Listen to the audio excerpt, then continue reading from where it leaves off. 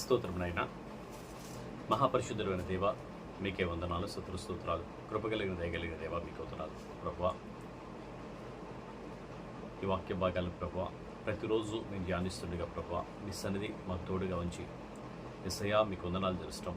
మీ కృప మాకు తోడుగా ఉంచి నాన్న మాతో అనేకమైన విషయాలు మీరు మాతో మాట్లాడుతున్నందుకు మీకు వందనాలు తెలుస్తున్నాయన. దేవాది దేవ మీకు స్తోత్రమునైనా, దయగల దేవ మీకు స్తోత్రాలు తెలుస్తాం. మీరే మహిమ పొందండి. మీ కృప, మీ దయ, మీ సన్నిధి, మీ ప్రసన్నత మాకు తోడుగా ఉంచండి ప్రభువా. ఈ వాక్యాలు ఎంతమంది అయితే నాయన అయా వినుచున్నారో చూస్తున్నారో వాళ్ళందరి మీద మీ కృపనుంచండి, దయనుంచండి తండ్రి. మీకు స్తోత్రాలు చేస్తున్నాయినా, దయగలవాడ కృపగల దేవ మీకు స్తోత్రాలు చేస్తూ మీరే మహిమ పొందండి. మీ ఆత్మాభిషేకముతోనైనా మమ్మల్ని నింపండి ప్రభువా. వాక్యం వినిచిన ప్రతి బిడ్డని దీవించండి, ఆశ్రయించండి. వారు ఏ అవసరం ఉన్నా ప్రతి అవసరత ప్రభువ ఆయా మీ కృపగల హస్తాలకు అప్పగిస్తుండగా ప్రభువ దీవించండి, ఆశ్రయించండి, సహాయం చేయండి. ఈరోజు కూడా నాయన మీ వాక్యం ద్వారా కొద్దిసేపు మీరు మాతో మాట్లాడి బలపరిచి దీవించి ఆశ్రయించి మీ కార్యమాలు జరిగించమని యేసునామములో నడుచున్నాం తండ్రి, ఆమేన్. మంచిది. దేవుని ఘనమైన పరిశుద్ధమైన నామమునకే మహిమ కలుగును గాక. దేవుని యొక్క మహాకృపను బట్టి గతకాలం అంతా కూడా దేవుడు కాచి కాపాడి ఆయన రెక్కల కింద దాచి మరొక రోజు ఆయన సందులో మనం కూడుకోవడానికి దేవుడిచ్చిన సమయాన్ని బట్టి ఒకసారి దేవుణ్ణి స్తుతించుకుందాం. హల్లెలూయా, హల్లెలూయా. నిండు భాగంలో మనం చూసాం కదా, అబ్రహాము శోధించబడ్డాడు, దేవుని చేత శోధించబడ్డాడు. నేనిచ్చిన కుమారుణ్ణి ఎక్కువ ప్రేమిస్తున్నాడా, నన్ను ఎక్కువ ప్రేమిస్తున్నాడా అని దేవుడు ఒకసారి శోధించాడు. కనాను యొక్క ఆచార ప్రకారంగానే తన కుమారుణ్ణి బలి అర్పణగా అడిగాడు దేవుడు. కానీ బలి కోరే దేవుడు ఆయన కాదు. బలి కోరే దేవుడు ఆయన కాదు కాబట్టి బలి తీసుకోలేదు, ఇస్సాకును బలి తీసుకోలేదు. అయితే సాదృశ్య రూపంగా అక్కడ జరుగుతూ ఉండగా అబ్రహాం అయితే దేవునికే మొదటి స్థానం ఇచ్చాడు, దేవునికే ప్రథమ స్థానం ఇచ్చాడు.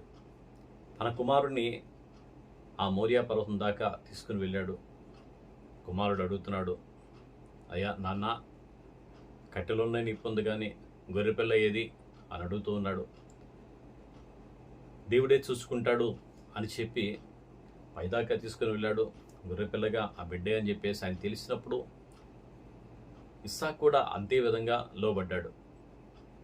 దేవుడు చూస్తూ ఉన్నాడు, దేవుడు గమనిస్తూ ఉన్నాడు. ఆగ అబ్రహామా, నీ ఒక్కగానొక్క కుమారుడైన ఇస్సాకును బలియడానికి నువ్వు వెనదీయక నువ్వు ముందుకెళ్ళావు కాబట్టి నేను నిన్ను దీవిస్తాను, నీ సంతానాన్ని దీవిస్తాను, ఈ దేశాన్ని నీకు నీ కుమారులు నీ పిల్లలకి స్వాస్థ్యంగా ఇస్తానని దేవుడు ఆ రోజు వాగ్దానం చేశాడు. అదే రీతిగానే దేవుడు తన కార్యాన్ని జరిగిస్తున్నాడు. అయితే ఇక్కడ 23వ అధ్యాయంలో ఈరోజు మనం చూసినట్లయితే శారాయి 127 సంవత్సరాలకి మృతి పొందింది. మృతి పొందిన తర్వాత శారాయిని పాతిపెట్టడానికి దేవుడిస్తానన్న ఆస్వాస్యములోనే, దేవుడిస్తానన్న ఆ ప్రదేశంలోనే ఎక్కడోకక్కడ ఏ చెరువు దగ్గరో, ఏ కాలువ పక్కనో, చెట్టు దగ్గర పుట్ట దగ్గర ఎక్కడో పాతి పెడదామని చెప్పి ఆయన అనుకోలేదు. దేవుడిస్తున్న స్వాస్యంలో ఆమెని బహుశ్రేష్టమైన చోట ఆమెని పాతి పెట్టడానికి ఆ దేశపు జనులతో వెళ్ళి అడుగుతున్నాడు, అయ్యా మీ మధ్య ఉన్న ఒక స్థలము నాకు అమ్మినట్లయితే నా భార్య మృతి పొందింది, ఆమెను పాతి పెడతాను, శ్మశాన భూమిగా నాకు కొంత స్థలాన్ని నాకు దయచేయమన్నప్పుడు ఆ ఊరి వారందరూ కూడా అబ్రహాముతో మంచి సాంగత్యం, మంచి సాన్నిహిత్యం కలిగి ఉన్నారు. అబ్రహాముని మంచి గౌరవించేవాడిగా ఉన్నాడు. అబ్రహాము వారందరి మధ్యలో కూడా మంచి సాక్ష్యాన్ని పొందుకున్నవాడిగా ఉన్నాడు. పరదేశే, ఆ దేశపు జనులేం కాదు. అయినప్పటికీ కూడా దేవుని భయభక్తులు కలిగి ఆ మనుషుల మధ్యలో ఎలా జీవించాలో, ఎలా ఉండాలో, దేవునికి ఎలా లోబడాలో, దేవుని ఎదుట ఎలా సాక్షిగా ఉండాలో ప్రతి విషయంలో కూడా జనులందరూ చూస్తున్నారు. అబ్రహాము దేవునితో ఉన్నది చూస్తున్నారు, దేవుడు అబ్రహాముతో ఎలా తోడుగా ఉన్నాడు కూడా జనులు చూస్తూ ఉన్నారు. చూస్తున్న వారు వచ్చి అడుగుతున్నారు కదా, అయ్యా ఈ దేశమంతా మీ ఎదుట ఉంది, మా దగ్గర చాలా శ్మశాన భూములు ఉన్నాయి, వాటిలో ఏదో ఒక దానిలో శ్రేష్టమైన దానిలో నీకు నచ్చిన దానిలో నీ భార్య అయిన శారాయిని పాతిపెట్టండి అయ్యా, మీకు ఎవ్వరు అడ్డు చెప్పరు అని చెప్పి అడిగినప్పుడు ఆయన అంటున్నాడు కదా, అబ్రహాం అంటున్నాడు కదా, అలా కాదు, నేను వెల ఇచ్చి ఆ శ్మశాన భూమిని నేను కొనుక్కుంటాను, ఆ వెలకే నాకు అమ్మండి అని చెప్పి వారిని బతిమలాడుచుండగా వారు ఎంత మాత్రము కూడా ఒప్పకుండా ఈ శ్మశాన భూములు ఏదో ఒక చోట, అయ్యా మీకు మాకు డబ్బుతోనా వద్దయ్యా అంటే వారి మధ్య ఎంత బంధాన్ని ఆయన ఏర్పాటు చేసుకున్నాడో, వారి మధ్య ఎంత సాంగత్యాన్ని వారి మధ్యలో ఏర్పాటు చేసుకున్నారు, ఎంత గౌరవాన్ని ఏర్పాటు చేసుకున్నారో, ఏదైనా సరే మన యొక్క ప్రవర్తన బట్టే, మన యొక్క పద్ధతిని బట్టే ఎవరైనా సరే, మన చుట్టుపక్కల ఉన్న జనాలు చాలామంది ఉంటారు, వాళ్ళందరి మధ్యలో మన సాక్ష్యం ఎలా ఉందో అది చాలా ప్రాముఖ్యం. అబ్రహాం అటువంటి సాక్ష్యాన్ని ఆయన పొందుకున్నాడు. ఆ సాక్ష్యాన్ని పొందుకోగా ఆయన దగ్గర వెల ఇచ్చి కొనడానికి వాళ్ళ మనసుకు ఒప్పుకోట్ల, అమ్మడానికి వాళ్ళకి మనసు ఒప్పుకోట్ల. అయ్యో తన భార్య మన మధ్యలో నివసించింది కదా, ఆమె మృతి పొందితే ఆమెను మన మధ్యలో పాతి పెట్టుకుంటే నష్టమే ముందులే అని చెప్పేసి వారందరూ కూడా ఆయన బతిమలాడుచుండగా అబ్రహాం మాత్రం అలా కాదు అని చెప్పి వారిని అడుగుతున్నాడు. చూడు, వాక్య భాగంలోకి మనం వెళ్దాం. 23వ అధ్యాయము. శారా జీవించిన కాలము అనగా శారా బ్రతికిన ఏండ్లు 127. శారా కనాను దేశమందలి హెబ్రోను అను కిరియతర్బాలో మృతి పొందెను. అప్పుడు అబ్రాము శారా నిమిత్తము అంగలార్చుటకు ఆమెను గూర్చి ఏడ్చుటకు వచ్చెను. తర్వాత అబ్రహాము మృతి పొందిన తర్వాత భార్య ఎదుట నుండి లేచి హీతు కుమారులను చూచి, మీ మధ్య నేను పరదేశిగాను పరవాసిగాను ఉన్నాను, మృతి పొందిన నా భార్య నా కన్నుల ఎదుట ఉండకుండా ఆమెను పాతిపెట్టుటకు మీ తావున నాకొక శ్మశాన భూమిని స్వాస్యముగా ఇయుడని అడుగగా, హేతు కుమారులు, అయ్యా నా మాట వినము, నీవు మా మధ్యను మహారాజువై ఉన్నావు, మా శ్మశాన భూములలో అతి శ్రేష్టమైన దాని యందు మృతి పొందిన నీ భార్యని పాతిపెట్టుము. నీవు మృతి పొందిన నీ భార్యను పాతిపెట్టినట్లు మాలో తన శ్మశాన భూమిని ఇయ్యనొల్లనివాడు ఎవడునూ లేడని అబ్రహాముకు ఉత్తరమిచ్చిరి. అప్పుడు అబ్రహాము లేచి ఆ దేశపు ప్రజలైన హేతు కుమారులకు సాగిలపడి, మృతి పొందిన నా భార్యను నా ఎదుట ఉండకుండా నేను పాతిపెట్టుట మీకిష్టమైతే నా ఈ మాట వినుడి. సోహారు కుమారుడైన ఎఫ్రోను తన పొలము చివరను తనకు కలిగి ఉన్న మక్పేల గుహను నాకిచ్చుట నా పక్షమున అతనితో మనవి చేయుడి. మీ మధ్యను శ్మశాన భూమిగా ఉండుటకు నిండు వెలకు అతడు దానిని నాకు స్వాస్యముగా ఇవ్వలనని వారితో చెప్పెను. అప్పుడు ఎఫ్రోను హీతు కుమారుల మధ్యను కూర్చుండి ఉండెను. హిత్తీయుడైన ఎఫ్రోను తన ఊరి గవిని ప్రవేశించు వారందరి ఎదుట హేతు కుమారులకు వినబడునట్లు అబ్రహాము చెప్పిన ప్రత్యుత్తరమేమనగా, అయ్యా అట్లు కాదు, నా మనవి ఆలకించుము, ఆ పొలము నీకిచ్చుచున్నాను, దానిలోనున్న గుహను నీకిచ్చుచున్నాను, నా ప్రజల ఎదుట అది నీకిచ్చుచున్నాను, మృతి పొందిన నీ భార్యను పాతిపెట్టుమనను. అప్పుడు అబ్రహాము ఆ దేశపు ప్రజల ఎదుట సాగిలపడి, సరే కాని నా మనవి ఆలకించుము, ఆ పొలము వెల ఇచ్చేదను, అది నా యొద్ద పుచ్చుకొనే ఎడల మృతి పొందిన నా భార్యను పాతి పెట్టేదని ఆ ప్రజలకు వినబడినట్లు ఎఫ్రోనుతో చెప్పాను. అందుకు ఎఫ్రోను, అయ్యా, నా మాట వినుము. ఆ భూమి 400 తులముల వెండి చేయును. నాకు నీకు అది ఎంత?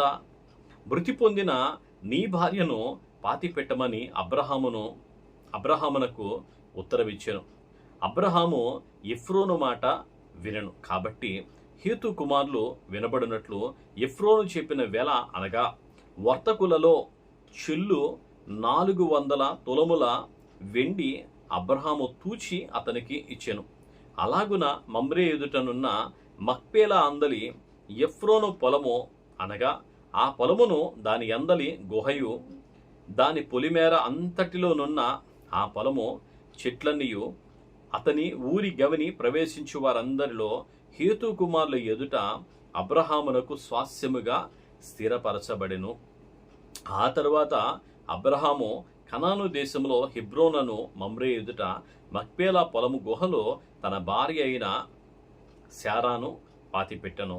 ఆ పొలమును దానిలోన్న గుహయు హేతు కుమారుల వలన శ్మశానము కొరకు అబ్రహామునకు స్వాస్యముగా స్థిరపరచబడెను. హల్లెలూయా, హల్లెలూయా. అబ్రహాముని అక్కడ ఉన్న జనులు ఎంతగానో బతిలాడుతున్నారు. అయ్యా, 400 తులముల వెండి, నీకు మాకు అది ఎంత? నీకు మాకున్న ఆ బంధాన్ని బట్టి ఆ 400 తులముల వెండి అది ఎంత భాగం? అది ఎంతయ్యా? వద్దు, నీ డబ్బు మాకొద్దు, ఆ పొలాన్ని మీరే తీసుకోండి, పాతి పెట్టండి అన్నప్పుడు అబ్రహాము ఒప్పక వెల ఇచ్చే దాన్ని తీసుకున్నాడు. ఏది కూడా ఊరికే తీసుకోవడానికి తన మనస్సు ఒప్పుకోల. ఊరికి ఏదని ఇచ్చినా నేనే వారికి ఇచ్చాను అని చెప్తారు. వెల ఇచ్చి కొన్నామనుకో, అది మన స్వాస్యం. చూడు, అబ్రహాం మనసు చూసినప్పుడు వారు ఇచ్చారు 318 పనివారిని అడిగినప్పుడు కూడా, నేను మా ఆస్తి అంతా నీకు ఇస్తాం, ఎంత ఆస్తిగా అంతా మొత్తం తీసుకోమని చెప్పి అడిగినప్పుడు కూడా, కాదు, మనుషులు మాకు చాలా ముఖ్యం, ఆ రోజు తీసుకోవాలా. ఊరికే వచ్చినా, ఎంత ఆస్తి వచ్చినా, ఎంత ఐశ్వర్యం వచ్చినా తీసుకోవాలా. ఈరోజు దేవుడే స్వాస్థ్యంగా ఇస్తానన్నాడు కదా అని చెప్పేసి దాన్ని కూడా ఊరికేమీ తీసుకోవాలా. వారి దగ్గర సొమ్ము ఇచ్చి, వెల ఇచ్చి, 400 తులముల వెండి ఇచ్చి ఆ స్థలాన్ని, ఆ శ్మశాన భూమిని అబ్రహాము కొన్నాడు. ఒకానొక నాడు దావీదు కూడా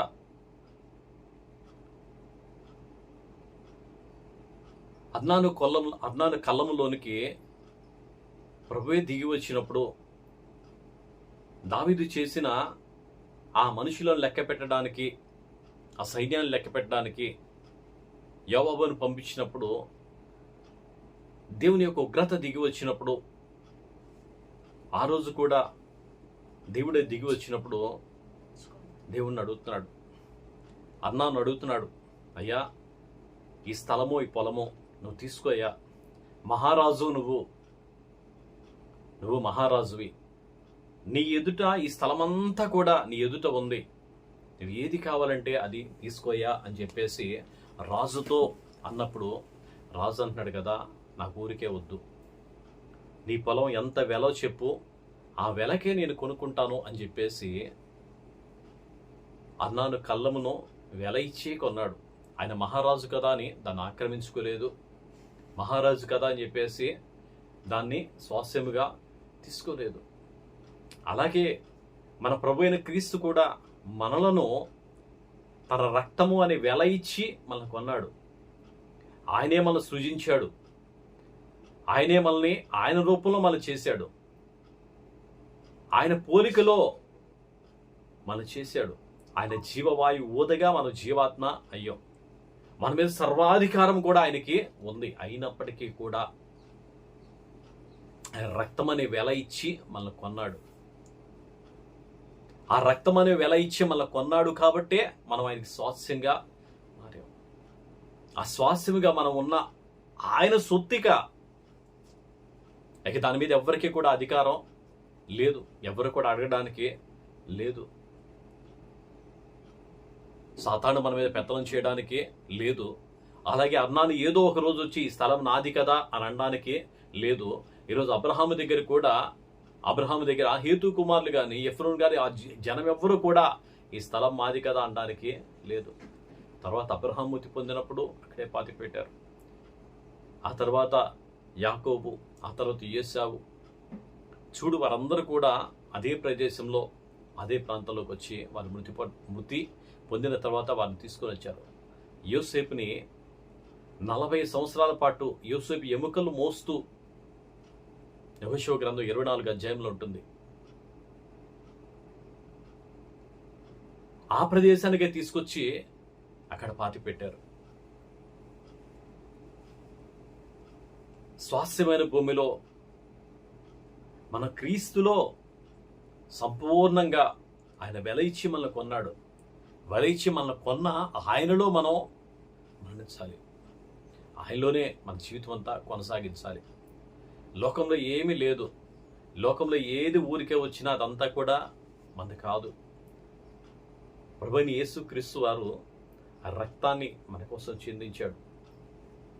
పరలోకాన్ని విడిచి పరలోక రాజ్యం గొప్ప భాగ్యమని ఎంచుకొనకుండా ఆయనే మనం సృష్టించినప్పటికీ కూడా మన మీద సర్వాధికారం ఆయనకు ఉన్నప్పటికీ కూడా దేవుడిస్తానన్నాడు. అబ్రాహాము స్వాస్యంగా ఇస్తానన్నాడు కదా, ఆ స్థలం నాదే కదా అని అనుకోలేదు. ఆయన వెల ఇచ్చే దాన్ని కొన్నాడు. దావీదు రాజు, మహారాజు, ఆయన కావాలంటే ఏది కూడా ఎవరు కూడా అడ్డు చెప్పడానికి లేదు. అయినప్పటికీ కూడా అన్నాను కల్లాన్ని ఆయన వెల ఇచ్చే కొన్నాడు. దేవుడు మనల్ని సృజించాడు, ఆయన రూపంలో మనం చేసుకున్నాడు. అయినప్పటికీ కూడా ఆయన రక్తం అనే వెల ఇచ్చే మనల్ని కొన్నాడు. అది అబ్రహాం సొత్తు, అన్నాను కల్లం దేవుని సొత్తు, మనం ప్రభు సొత్తు. ఇక మన మీద ఎవ్వరికీ కూడా అధికారం లేదు. మనందరి ఎదుట ఏది ఏమైనా సరే బతిమలాడుతూ అడుగుతున్నాడు, అయ్యాలా కాదు, అయ్యాలా కాదు, అయ్యాలా కాదు. వెల ఇచ్చి ఆ వెల మనకు కూడా వెల ఇచ్చాడు ప్రభు.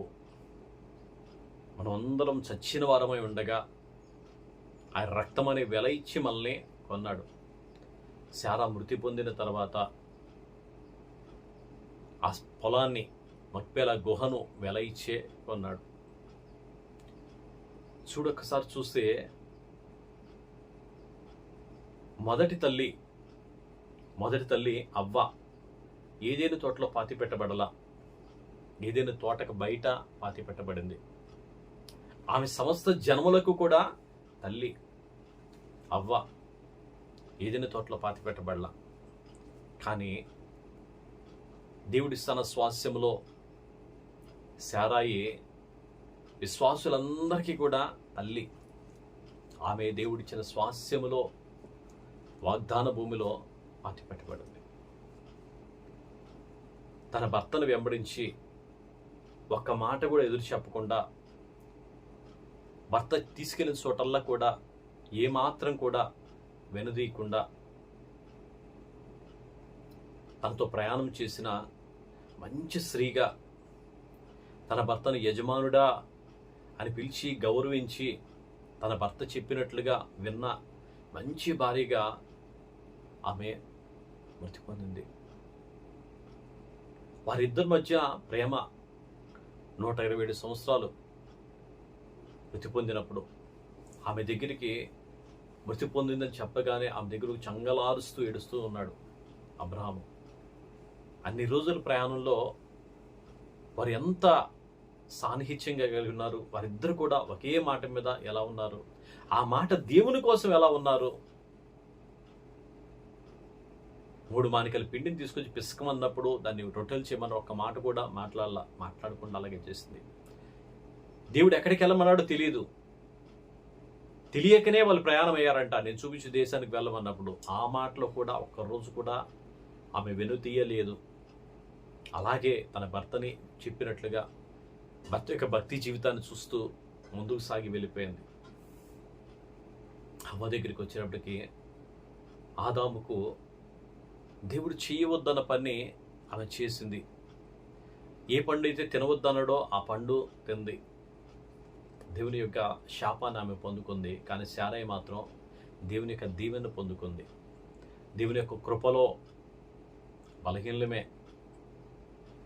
శారయి కూడా తప్పు చేసింది, హాగరిచి పెళ్లి చేయడం. అయినప్పటికీ కూడా ఆమె యొక్క భక్తి జీవితాన్ని చూసిన ఆ దేవుడు శారయి మాట విను అని అబ్రహాముకి చెప్తున్నాడు. హాగర్ని పంపించేటప్పుడు కూడా శారయి చెప్పినట్టే విను అని చెప్పి దేవుడు ఆమె పక్షాన నిలబడ్డాడు. మన భక్తి జీవితంలో కూడా మనం ఎలా ఉన్నామో, మన తదనంతరం ఎలా ఉంటుందో, మన కుటుంబంలో ఎలా ఉంటుందో అది చాలా చాలా ప్రాముఖ్యం. అబ్రహాము దేవుడితో నడిచిన దినములన్నీ కానీ, శారాయి దేవుడితో నడిచిన దినములన్నీ కానీ, వారి భక్తి జీవితంలో వారు ఉన్న విధానమే కానీ, అన్ని విషయాల్లో కూడా దేవుడు వారికి తోడై ఉన్నాడు. అలాగే మన జీవితంలో కూడా ప్రభువైన యేసుక్రీస్తు వెల ఇచ్చి మనల్ని కొన్నాడు. మనకు కూడా దేవుడు తోడై ఉంటాడు. దేవుడు కృప మనకు తోడై ఉండునుగాక. ఆయన సన్నిధి మనకు తోడై ఉండునుగాక. ఏది కూడా ఊరికే రావాలని కానీ, ఏదో యథాలాపంగా నాకు జరిగిపోవాలని కానీ ఈ ఆశ పెట్టుకోవద్దు. దేవుడు 40 సంవత్సరాలు ఇశ్రాయేలు ప్రజలు నడిపించాడు. ఒక మాట తలుచుకుంటే దేవుడు ఆ కనాడు దేశం వారందరూ సంహరించి వాళ్ళని అక్కడ చేర్చొచ్చు. కానీ అలా చేయలేదు. ప్రతి దానిలో కూడా మన కష్టార్జితాన్నే దేవుడు దీవిస్తాడు. మన పడుతున్న శ్రమని దేవుడు చూస్తాడు. ఆయన వదిలిపెట్టేవాడు కాదు, విడిచిపెట్టేవాడు కాదు. ఏది ఊరికే రావాలని కానీ, ఊరికే వచ్చిద్దని కానీ ఆశపడొద్దు. దేవుడు నమ్మదగిన వాడు, మనకు తోడై ఉండి అన్నిట్లో కూడా మనకి జయమిచ్చేవాడు. ఆయన అన్నిట్లో కూడా ఆయన కృప మనకి తోడుగా ఉంచే దేవుడు. ఆ మహోన్నతుడు,